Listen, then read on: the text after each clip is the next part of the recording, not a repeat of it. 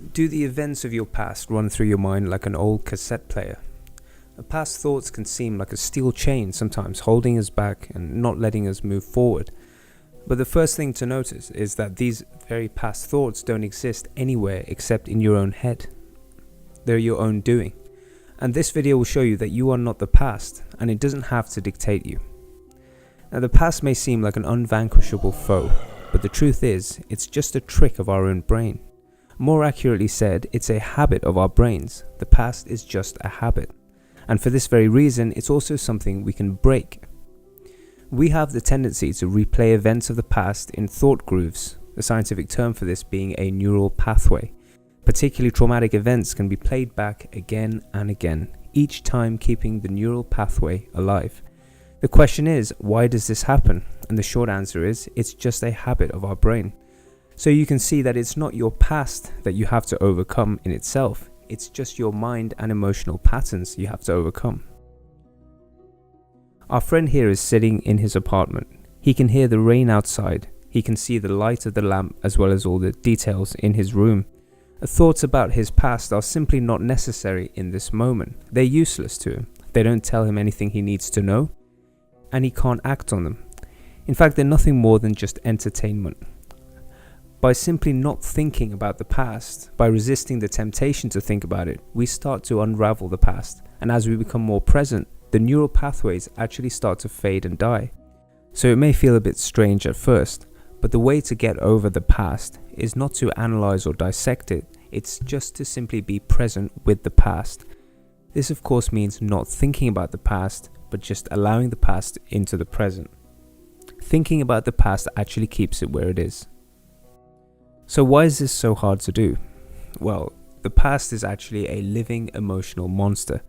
It does not like the present moment one bit, simply because it can't survive there, which is why it constantly wants to keep us distracted. The more present we are with it, though, the weaker it gets.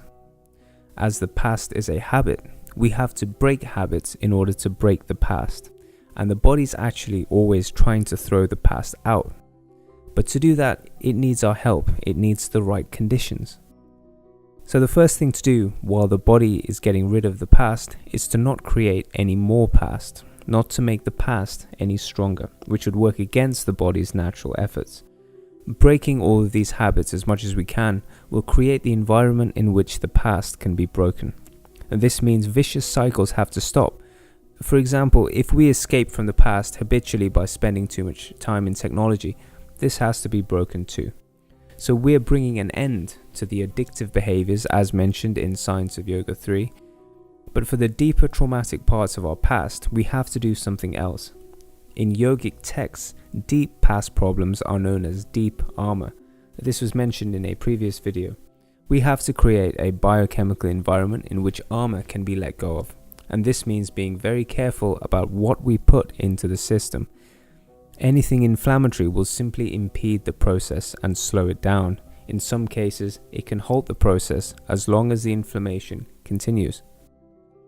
With the correct environment, an energy that runs through the body, called prana or life force, will simply take care of all the past toxins. This is one way of rooting out the past. If we were to create an unfavorable environment within the body, the past can simply stay hidden. So the idea with this is to create an environment in which there are no hiding places. So while it's often about facing and letting go of the past, we also cannot ignore the physical environment we're creating in the body.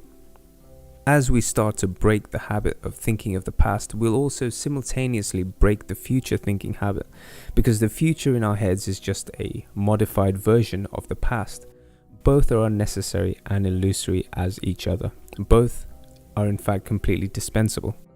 So as we do all of this, the neural pathways of our brain start to change. The past is not seen as much of a problem. The great monster is not as intractable as it seemed. This is how we rise above the past. Subscribe to Infognostica to get regular updates to enlighten you and your family.